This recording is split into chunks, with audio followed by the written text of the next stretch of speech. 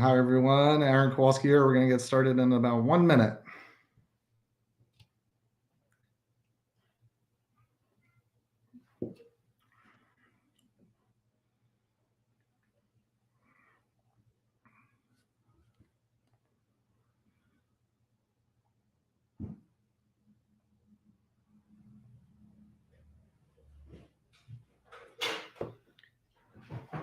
Okay. Hi, everybody. Aaron Kowalski here, JDRF CEO, and I'm really excited to be back home in New Jersey after a fantastic week in San Diego, or I guess a weekend, at the ADA Scientific Sessions for 2023. It is a big meeting. It's important. It's gonna the place to present new results and see folks from all over the world who are focused on diabetes, type 1, type 2, gestational, you name it. Of course, JDRF is focused on type 1 diabetes, and I am here to summarize some of the key takeaways that we saw at the meeting. We had our scientific staff there, our policy folks, our communications team, because there's a lot of news that was breaking over the last few days. So I'm going to get right in it, and we'll give you a little background on the ADA Scientific Sessions. This is a meeting that happens every June, and it travels around the country to big convention centers. And it's really the preeminent place for researchers, healthcare professionals, companies, you name it, to talk about what's happening in diabetes. I've gone to a number of these over many years now. It's always a zoo. It's always tiring, but it's always super invigorating in the sense that there's so much going on. You see here on this slide that JDRF had over 140 studies presented and talked about that we've funded either presently or in the past across our portfolio of curing, preventing, better treating type 1 diabetes and its complications. And it's just such an amazing time for diabetes research. There's a comment section on your different apps, whatever platform you're on. Don't hesitate if you have questions. I'm definitely going to take questions at the end. If I see questions pop up in the middle, I'm happy to answer them. Just a little bit about me, if you don't know me. I've been at JDRF for coming up on almost 19 years now. Lived with diabetes since 1984. My brothers had diabetes from 1977. So some of the for me, some of the amazing components of these conferences are seeing and contrasting where we were, where we are today, and where we're going. So JDRF's North Star and why we were founded was to cure type 1 diabetes. And in terms of the different cures that we see in the pipeline, I'm going to give some updates on some amazing science that we saw at the conference this year, because everybody knows that we've been talking that the cure's around the corner. I'm not going to sit here and predict a date, but I can tell you what we're seeing now is different than the past. We're in human trials. Cells are working, and it's an amazing time. To me, it's not a matter of if we're going to have cures. It's only a matter of when. And JDRF is going to do everything to make sure that that when is sooner. I think the biggest news that everybody's really following is the Vertex V880 trial.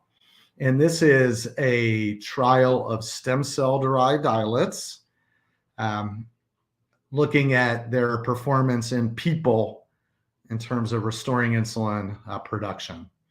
I'm just going to take a quick step back. Yesterday, on my way home from San Diego, I stopped in Washington to go to the White House, which was a great experience. And I was with Dr. Doug Melton, who is the scientist who really got this science going, and his cells are being used in these trials.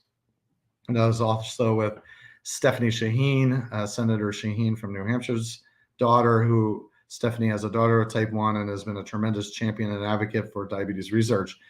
In any case, Dr. Melton and I were talking about these cells, how far they've come, how it's been 20 years of research And when we talk about years of JDRF funded stem cell research, it actually goes back into the 90s and early 2000s where we really started to get going on this. Well, here we are, fast forward from Harvard to a company named SEMA that Doug formed.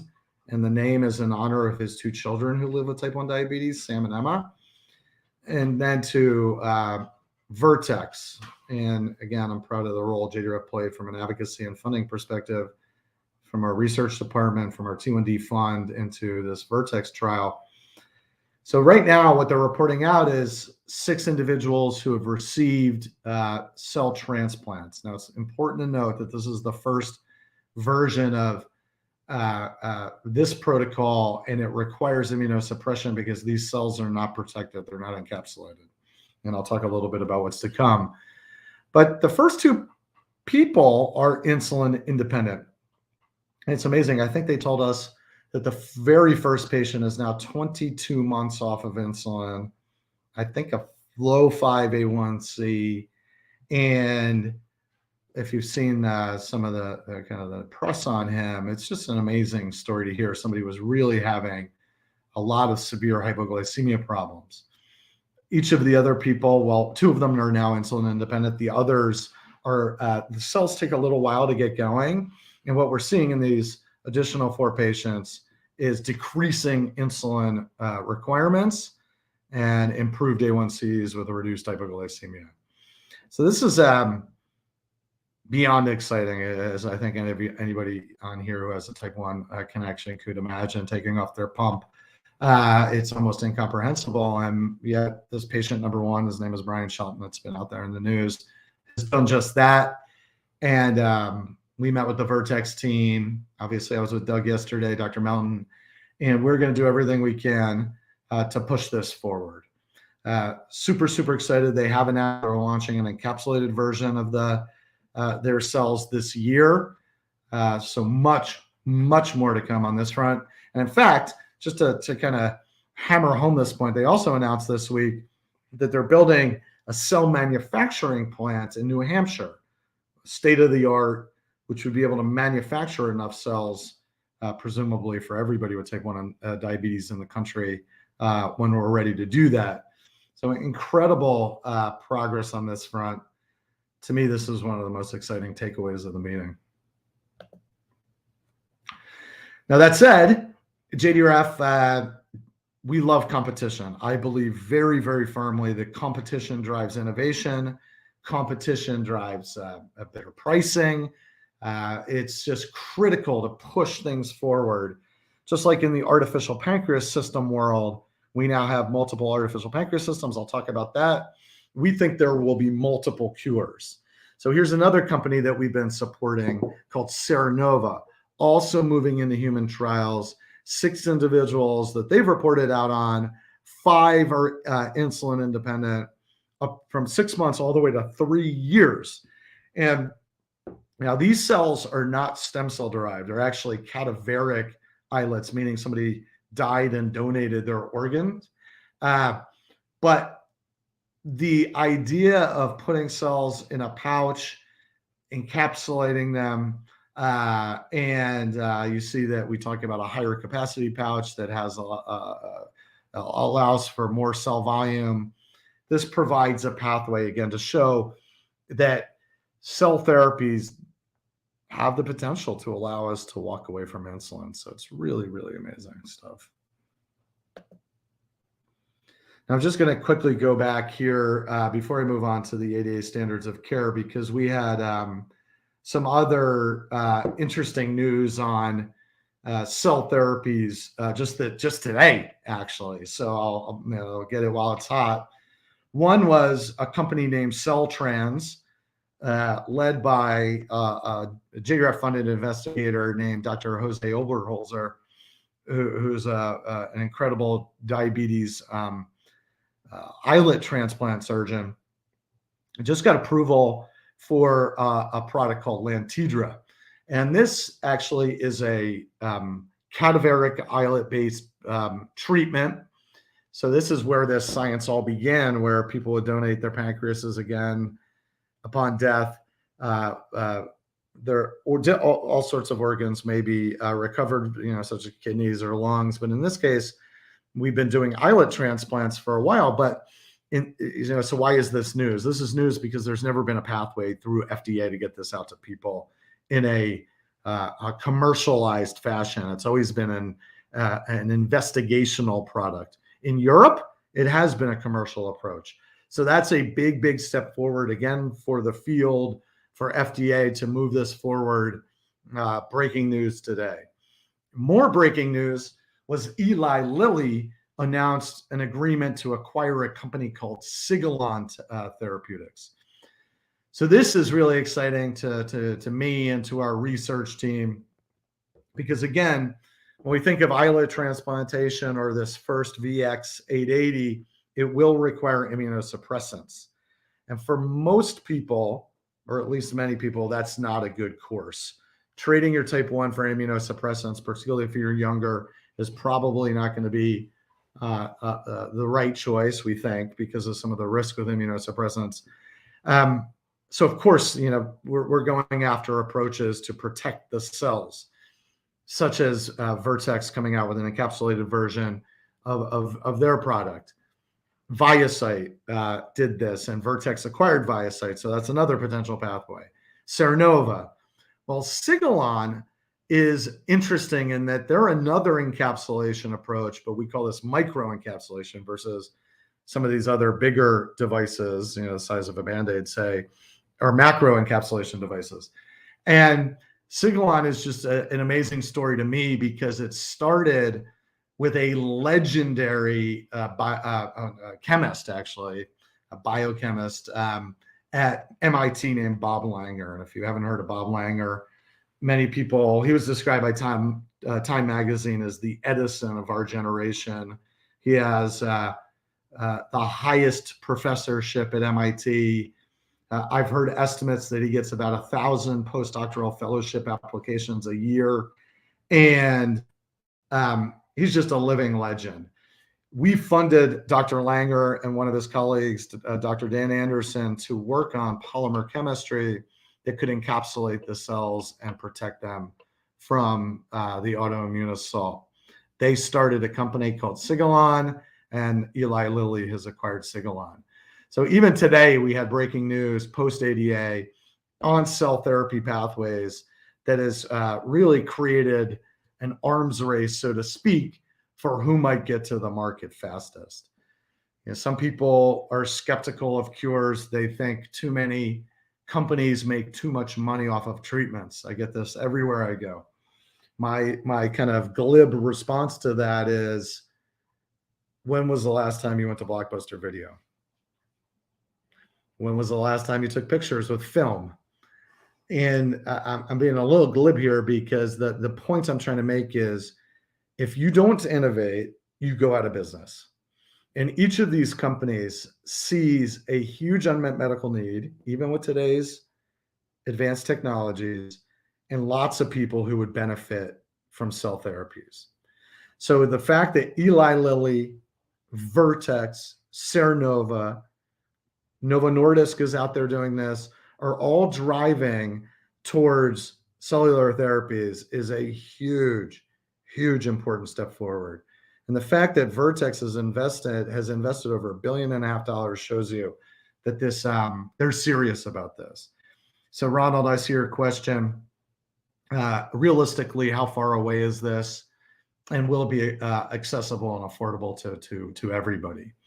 These are, on the question of how far away, I will say that I believe that the immunosuppressed version of these cells, it's in human trials right now. It could be 3 to 4 years away. Now, that won't be a broad product, but unfortunately, people with diabetes get complications. And I asked Vertex, they estimate there are about 10,000 type 1 people out in the United States alone already on immunosuppressants because they've had kidney transplantation. So you could imagine a stem cell derived islet that could go into 10,000 people soon who have type 1 and restore insulin independence.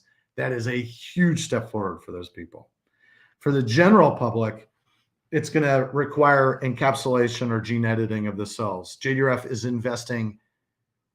will invest, I hope, upwards of $200 million over the next 3 to 4 years to try to make that happen sooner.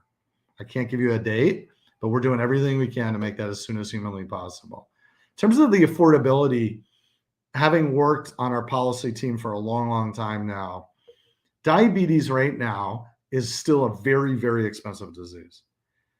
The supplies are expensive, hypoglycemia is expensive, and diabetic complications are extremely expensive.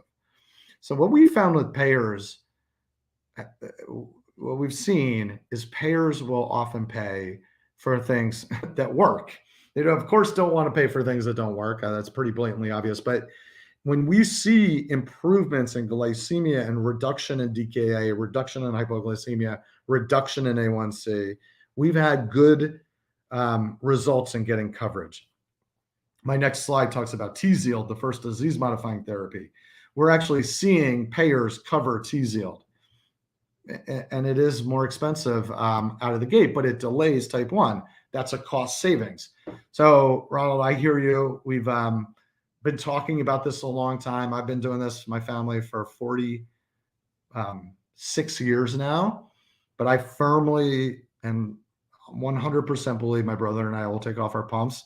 I'm not going to give you a date, but I'm going to tell you I'm going to do everything I can to make that as soon as possible. So Typicalizumab. You've heard JDRF talk about Typicalizumab. This is an amazing story of the first ever disease-modifying therapy for type 1. Disease-modifying therapy is actually changing the course of the disease. Insulin treats the disease. CGMs help us treat the disease.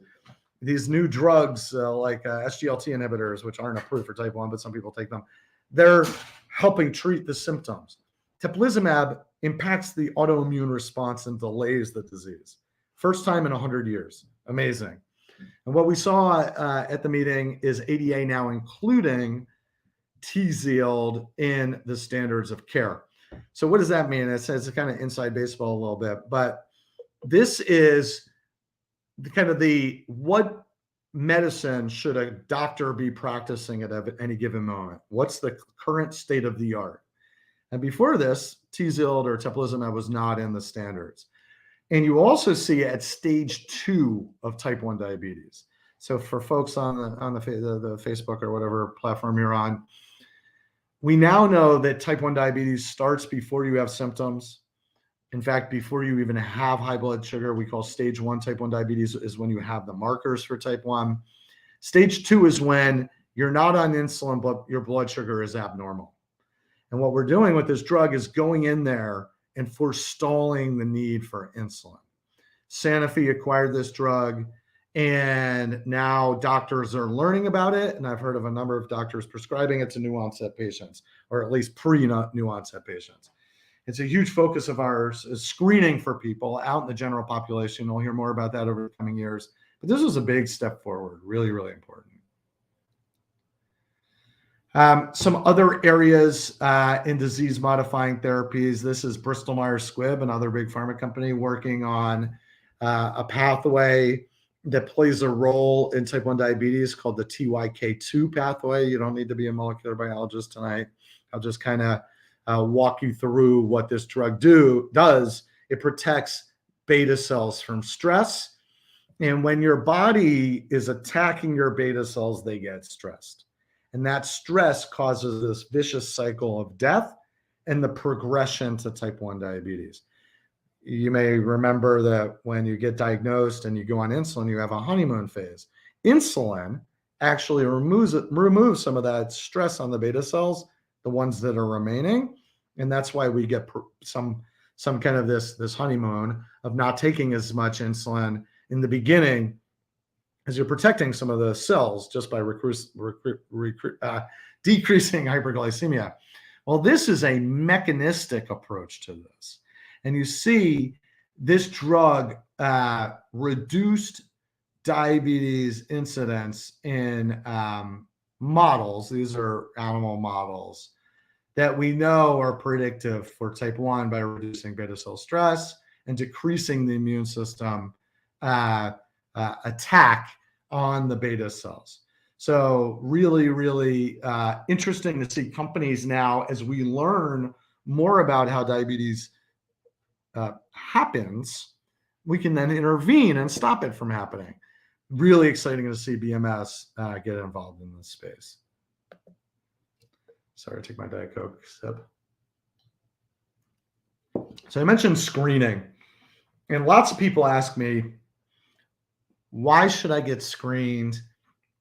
What's the deal with type 1 diabetes? Is it a genetic disease? Are my siblings, children at an increased risk for getting diabetes? My family's never had a family history. Why is that if it's genetic? So I'll give you the quick version that I always do at the beginning of this section, which is type 1 is a genetic disease. It's not the same genetics that most of us studied in high school. If you were in AP biology, maybe you did, but the standard genetics that you study is what we call Mendelian genetics, and that's when you study when one gene causes something that's a trait, like height, or you studied pea plants when we were in high school. Type 1 is what we call a polygenic disease, meaning multiple genes conspire against us to put us at more risk for getting type 1. What we know is if you are a male with type 1, your kids have about a 15 times higher risk of getting type 1 diabetes than the general population. So the general population has about a 0.3% chance, 3 in 1,000 risk of getting type 1. Adult males have their kids have about a 5% chance, 5 in 100, 3 to 1,000 to 5 in 100. Women, if you have type 1, your kids would be at about a 3% risk. If you have multiple affected people, you go up to 10 to 15% risk. And if you have an identical twin, it's about 40 to 50% risk. So you would say, okay, there's risk. Well, why doesn't my family have a family history? And the short version of that is because type 1 diabetes has only been survivable for 100 years. So if you count how many people are in your family over the last 100 years, it's probably less than 100. And therefore, my brother and I are the 2 out of the, less than 100 who got it, because we have that genetic profile. And but going forward, it's an increased risk for our family. But what it also says is that there are a bunch of people out there walking around who have an increased risk and don't know about it. So it's a long prequel to this slide, which is JDRF is very aggressively promoting screening children for risk of type 1 diabetes. We can now test with a small sample of blood and see if you have the markers. And if you have the markers, we now have a therapy that you can take if you're above the age of, I think, 6, that can delay the disease. So that's what these markers are called, autoantibodies. If you have 2, unfortunately, your lifetime risk of getting type 1 is essentially 100%. We're funding a number of studies doing this, one in Bavaria called FRIDA, one in Colorado called ASK, which is type 1 and celiac, and another one called DIP. If you're interested in this, go to our website, /T1Detect. You can get kits for a very small amount of money and test yourself for your children. Very, very important. And it's really important to the future of these therapies to identify people who have the risk. So in the treatment improving lives, how do we keep people healthy until we get to cures for type 1? That's what we call improving lives. Lots and lots and lots of good stuff going on here. Here we're talking about some drugs, one of which is called an SGLT inhibitor. Some of you have heard me talk about SGLT inhibitors. They're very, very popular drugs in type 2 diabetes. They cause you to pee out extra sugar and lowers what we call your renal threshold to pee out sugar. The result of peeing out extra sugar is your A1C comes down, you lose weight, and amazingly, they seem to be protective of your kidney and your kidneys and heart. The challenge with type 1 diabetes people and why they're not approved for type 1 people is they do come with a risk for what we call euglycemic DKA. This is when you get DKA to normal blood sugar. And how that happens is you're peeing out the extra sugar, So you don't get the high blood sugar. But high blood sugar doesn't cause DKA. Low insulin causes DKA. So sometimes people have been faked out by not seeing their blood sugar going up, feeling off, and not realizing it's been ketosis. So FDA has been concerned about that. We have a whole initiative focused on ketone monitoring, continuous ketone monitoring. But in this study, they actually combined this popular SGLT inhibitor called dapagliflozin with a glucagon receptor inhibitor. And very, very interestingly, we seem to get the benefit of the SGLT inhibition without the risk of DKA. Hugely interesting. And our belief at JDRF is, while insulin and closed loop systems have made great strides, we need some more tools in the toolbox. So this is very, very exciting. And you see a company, Remed, working on trying to bring this to the market. Technology for a long time was my baby at JDRF. I grew up running the artificial pancreas project at the beginning.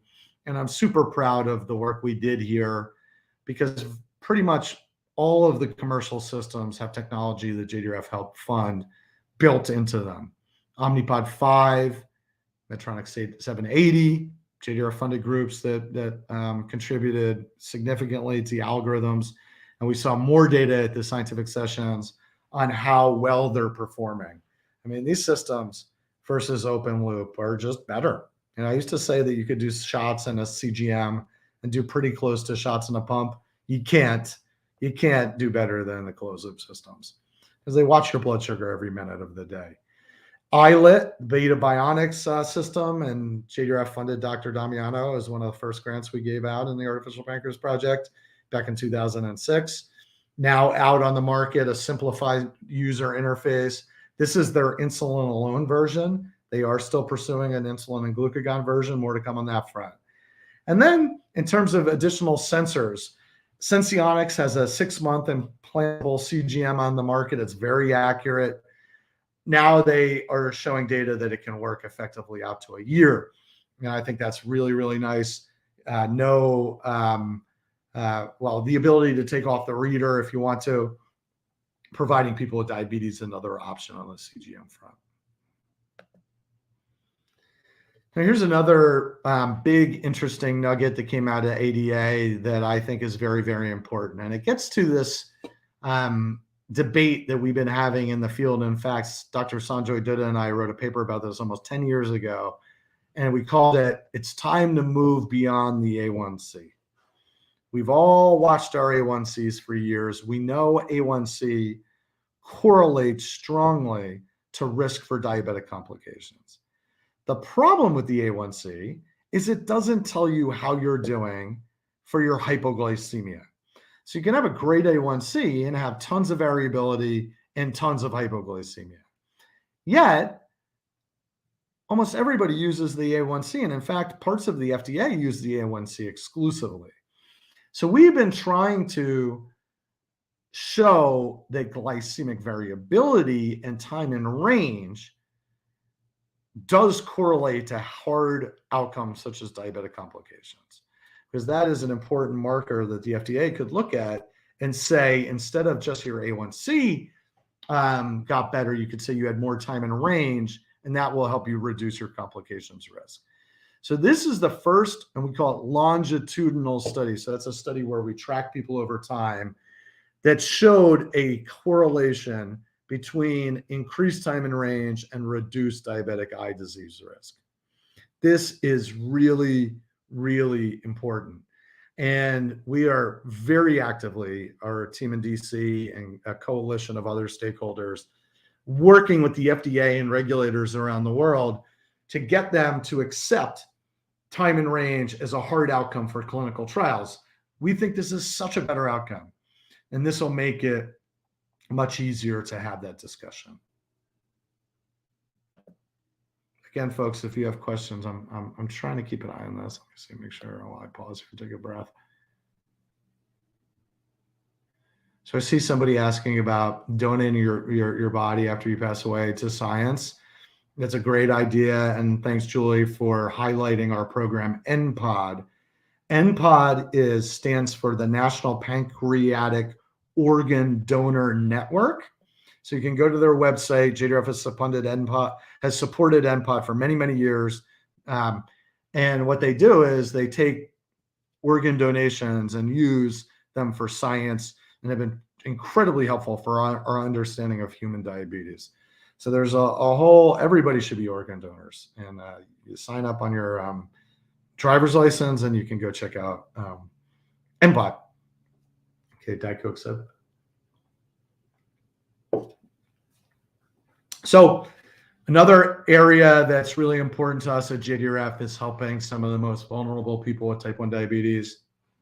So, you know, I'm a glass half full person, and I'm often seeing the glass half full. But all of us know that living with type 1 is 24/7, 365, and we all go through rough patches.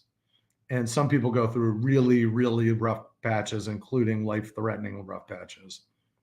So we have been really working hard on this area of type 1 diabetes. We call it the psychosocial aspects of diabetes: anxiety, stress, eating disorders, family conflict, the dark side of type 1 diabetes.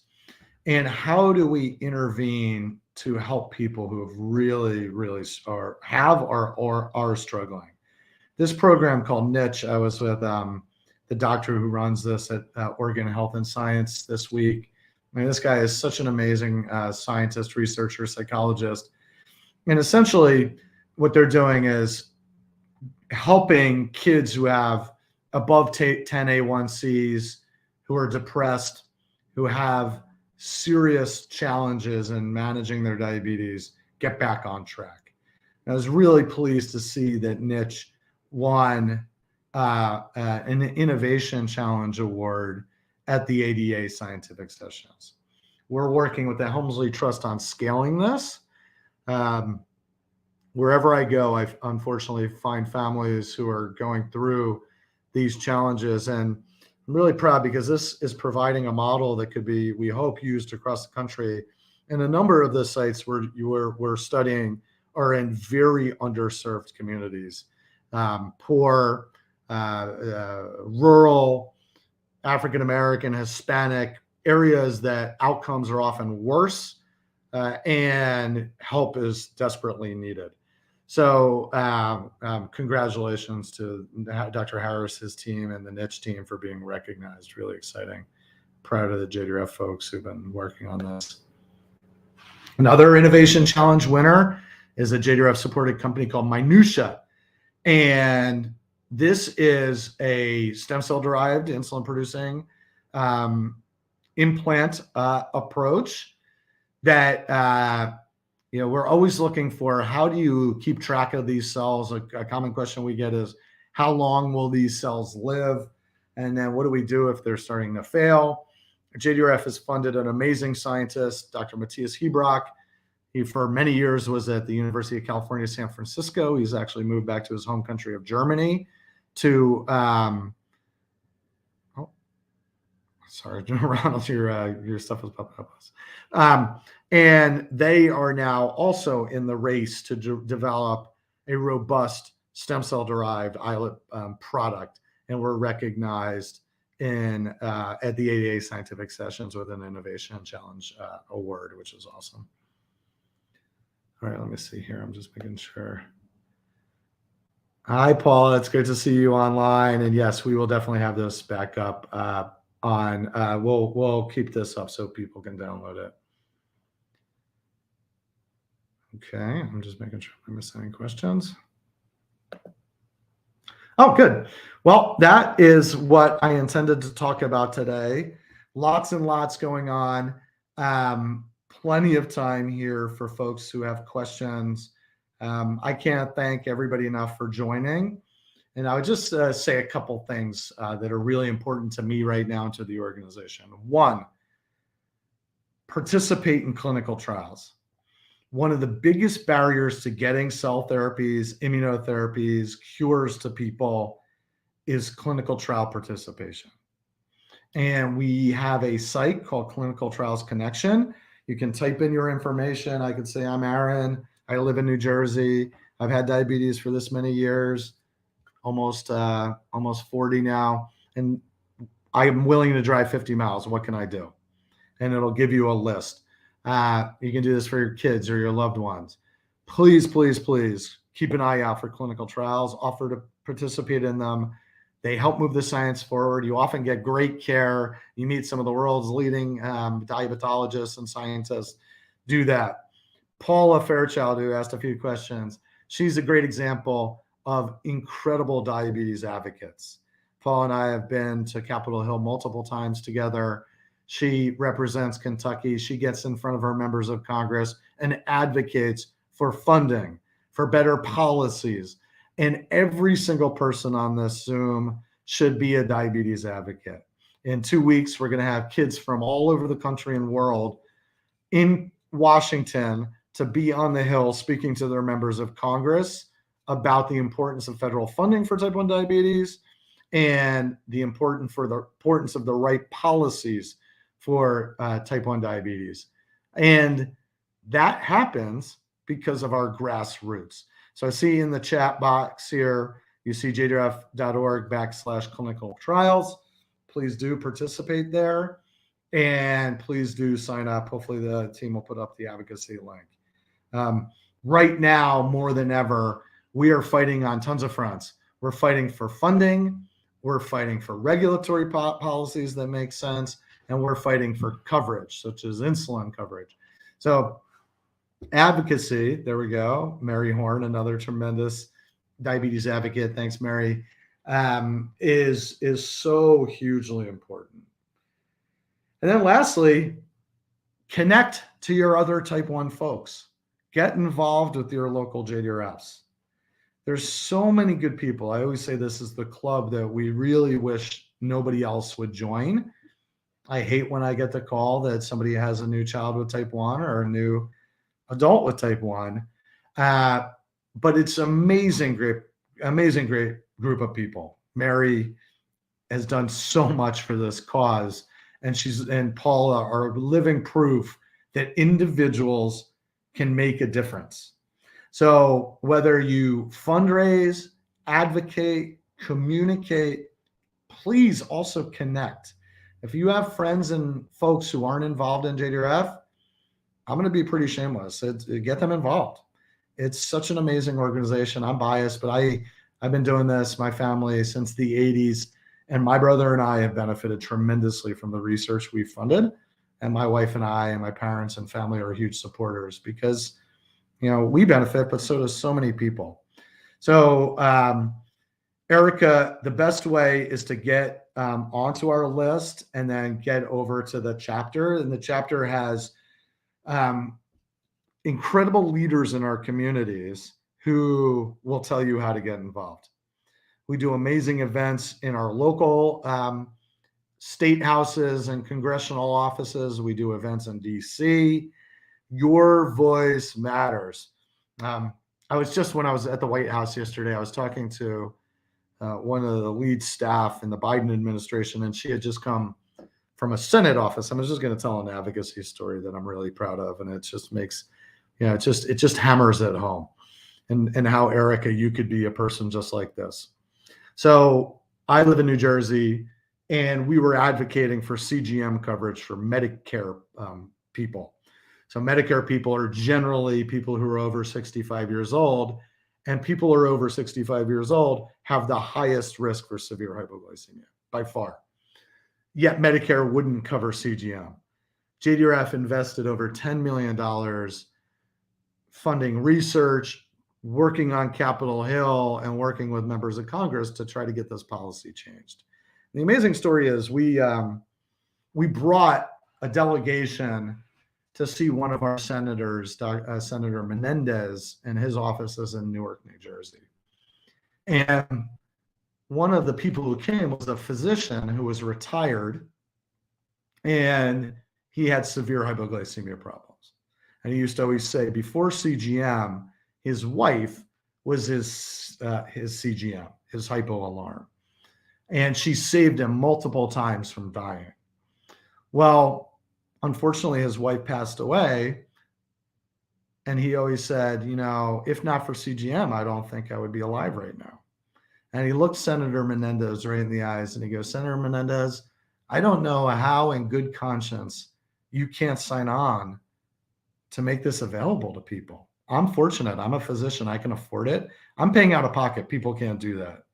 And Senator Menendez looked up and he said, fine, I'm on board. I'm going to sign on.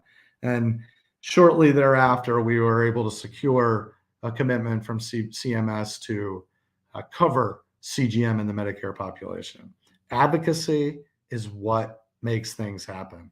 So it's a great opportunity. And Erica, I hope you sign up to be an advocate, and I hope you find passion in doing that, because you can make a huge difference. All right, I'm looking to see if there are any other questions here. If you have any other questions, I'm happy to hang out. Let's see if I'm missing anything. I'm trying to think if there's anything else I want to talk about.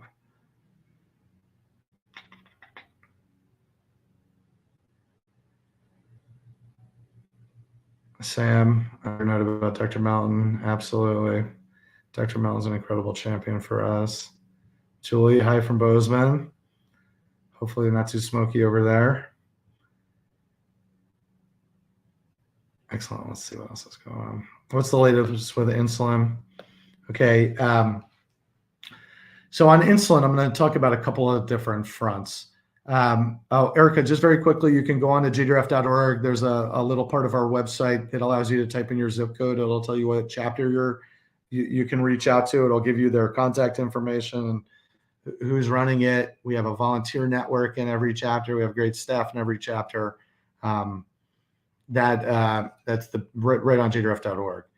On insulin, I was just with Senator Shaheen's daughter yesterday. Our team in DC is working like crazy with the diabetes caucus on the insulin bills that are moving through Congress right now. I expect around Children's Congress, Renee will have more news. I'm pleased that we're now seeing progress on all angles. We seem to be seeing progress in bipartisan approaches on Capitol Hill.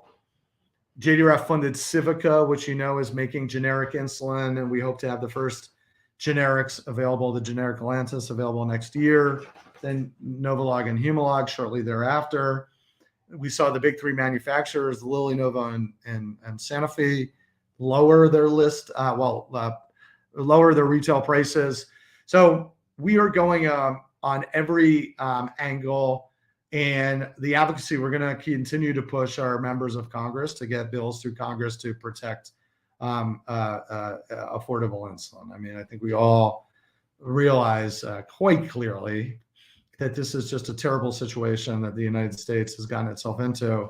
And there's just no excuse for somebody not to be able to afford their insulin. So lots of progress. Keep your, again, advocacy alerts on, and we will be leaning on you as we move this forward. Louisa, on the dual hormone pump, there's a lot going on that front. Dr. Damiano continues to press forward with a dual hormone approach. I saw one of the researchers that we fund in Montreal. He's been using other hormones aside from glucagon. Most everybody that I'm out and about with asks me about Ozempic. Folks want to talk about GLP-1s, Mounjaro. These drugs may play a role in further closing the loop. So again, multiple shots on goal here. It's been hard because making liquid glucagon was a hard problem. And then doing the clinical trials to show improved efficacy is taking time, but it's still being worked on. So I'm sorry. Yeah. So more to come. I think Dr. Damiano at this meeting, I'll have to go back and ask the team, talked about kind of their pathway to a glucagon insulin pump, doing the clinical trials for FDA and trying to drive that to the market. So, Again, our feeling at JDRF is more is better. Thrilled Beta Bionics got out there, thrilled with Omnipod 5, Tandem, Medtronic 780. Over in Europe, we have another product called CAM AP that we funded. I saw the Loop team at ADA that they got approval. They're working hard to get a pump and sensor combination to talk to their FDA approved version of Loop. And to me, this just adds more solutions for people with diabetes, because no person with diabetes is the same. And having more options, whether it's with a Eversense, G7, Libre, I want people to have whatever works for them best available. So dual hormone, super interesting. If we could reduce further hypoglycemia, reduce severe hypo risk, that would be wonderful. Okay. I think, I'm gonna look at my things here. People are sending me notes. So question, what are we going to be talking about after ADA 2024? Oh, that's a really good question. Looking into the crystal ball. Well, I think you're going to see so much more clinical data coming out on the performance of these cells. And also, what I didn't talk a lot about tonight, but I think holds tremendous progress, is immune regulation. So TZIELD is kind of a way to modulate and regulate the immune system. But there is just unbelievable science happening right now in what we call the field of Tregs. And these are regulatory cells that help teach the killing side of the immune system who to fight and who not to fight. In our T1D fund, we have multiple companies going after Treg therapies. And the beauty of this science is that it's actually applicable across autoimmune diseases. If you have type 1 diabetes in your family, it's almost certain somebody else has another autoimmune disease. When I was talking about polygenic, the main genes that are involved in the development of type 1 or the risk of development of type 1 are what we call immune regulatory genes.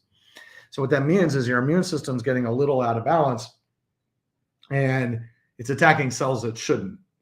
But that out of balance is the common theme in autoimmunity. So this is another thing that I think we're going to see an increase in discussion around immune regulation. And I think we're going to see a lot more data on cell therapies. JDRF will continue. I mentioned Ozempic and dapagliflozin, these SGLT inhibitors. I think there's going to be much more data on those drugs in type 1 diabetes. I went out to dinner with a bunch of type 1 diabetes doctors. It's this weird community of people who work in the field who live with the disease.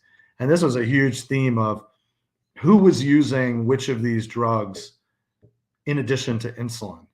And I'd say about 75% of people were using drugs in addition to insulin. Ozempic, Mounjaro, dapagliflozin, you name it. And the reason they're doing that is, again, some of these benefits we see in addition to insulin: less weight, less insulin use, less hypoglycemia, improved cardiovascular outcomes. They almost sound like miracle drugs.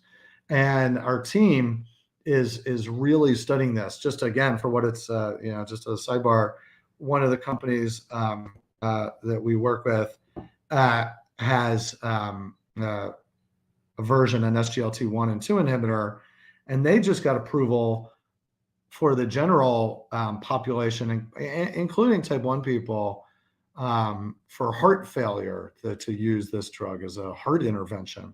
So I think after 2024 and the next year, you're going to see much more human data on cell therapies, a big movement in immune regulation, in adjunctive therapies that help beyond insulin people do better, achieve better outcomes. So that's kind of my crystal ball. It'd be interesting to see what Dr. Duda said to that question. This is me putting it back my scientist hat on. So one of the questions is a little bit about this, overlap between autoimmune and type 1. And I could talk about this all night. It's super interesting to me, and I'm not an immunologist, but these are shared mechanisms.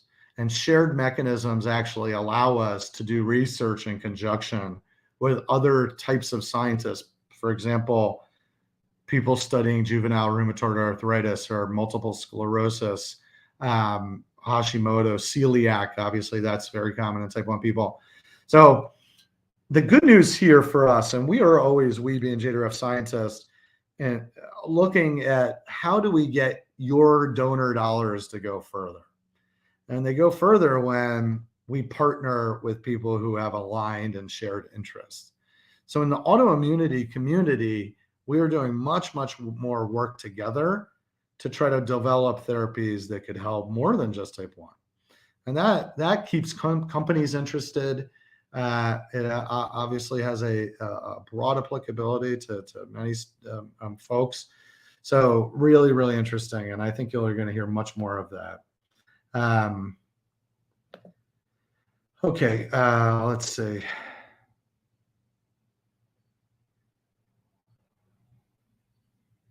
So health equity, yes. So thanks, Rebecca, for bringing up health equity. JDRF is very, very focused on equity in every sense, from a mission perspective, making sure whatever we develop is accessible to anybody. And then from a staffing and volunteer perspective, we need to be more diverse. The more people we get fighting the fight and the more people we're helping, the faster we're going to have cures. No doubt about it. So we're missing out right now. And in terms of health equity, I'll give you my perspective, how JDRF is thinking about this.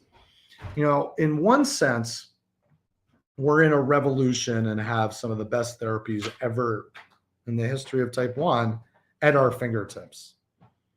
If you're fortunate, and I put the quotes around it, because if you look at, I feel very fortunate. I have great insurance. I work at JDRF. We have great diabetes insurance. I have a great doctor. I'm a scientist and I work in the field. I have a pretty good knowledge base, I think. I have a closed loop system and I use inhaled insulin. So you could say I'm on the bleeding edge. I was in Mozambique this year with the Helmsley team and the JDRF team. These kids barely ever survive with type 1 diabetes. So you have the worst case scenario, not even living, to kind of the cutting edge of diabetes. And what we've been focused on as a team is developing strategies to fill the biggest gaps in access and equity to help people wherever they are on this spectrum. So at the least fortunate, we fund programs with the Helmsley Trust, and we're actually piggybacking heavily off the Helmsley Trust and a number of other donors to drive life-saving care to people in very, very poor countries. On the bleeding edge, we are focused on CGM access, Typicalizumab access. Now here, Rebecca, you talk about Missouri, where you have rural, lack of endocrinologists, language barriers. These are some of the strategies that we're working on to break down and look at is it language? Is it affordability? Is it the type of insurance? Is it distance? So for example, we worked really hard on distance and remote visit, breaking down some of the barriers to remote visits. We had folks driving 8-10 hours a day around the Barbara Davis Center catch area that goes all the way up into Montana and Wyoming and the Dakotas, down to Arizona, New Mexico. That's a huge burden. And if you're not fortunate, you're taking days off of work. So it really gets down to what are the most impactful interventions and how can we do it? So just for this whole group, at JDRF, when I started, we focused mostly on research. And it's occurred to me and us that research, I'm a research scientist, but I didn't sign up for JDRF to publish papers. I signed up for my brother and I to do better and your loved ones to do better. And that is really driven by access. So our focus on regulatory processes, insurance coverage, and clinical adoption, that is doctors, nurses, educators being up to speed with the latest advancements, has increased significantly at JDRF. And it really covers from the bleeding edge to the most, the least fortunate. So if you need help in Missouri, you should definitely reach out to our chapter. We have a whole network of folks. It's a major focus of ours. I want everybody in the United States and ultimately the world seeing themselves in the JDRF mission, accelerating life-changing breakthroughs to cure, prevent, and treat T1D and its complications. If your life isn't changed because you don't have access, we aren't there yet. So that's a huge focus of mine. All right, I see we're coming down to the wire here. What data was PROTECT trial? No data on Kim. Thanks for the question on PROTECT trial. So Kim is asking about a trial that's kind of the follow-on to the original Typicalizumab trials, which were done in stage 2 diabetes. This is a trial in stage 3, which would be very, very important because it would open up access to the drug in a much bigger population. Kim, we're waiting on pins and needles for this data. We expect it'll be this year, and you will be hearing from us the day it comes out, I can assure you. So more to come. We can't wait. We were hoping we might see some at the meeting, but we didn't. Okay. Well, let me just wrap. It's 7:57 Eastern time. I think that's right. And I just can't thank folks enough for joining. Thanks for the great questions. Send me questions if you thought of one and didn't remember it, or you didn't remember it and you want to send it. Please get engaged. Walk, ride, run, advocate, communicate, connect. Everybody can make a difference here. I can't thank you enough for all you do. It's a real honor to be in this position, and I'm humbled every day by the commitment of our community, but it makes perfect sense to me. We must do better. As far as we've come, we must do better. I believe that we will take off our devices, and I'm going to do everything we can to make that happen as quickly as possible. So thanks, everybody. Look forward to the next update. It looks forward to, seeing if the crystal ball is right in 2024. In the meantime, don't hesitate to be in touch. Thanks, everybody.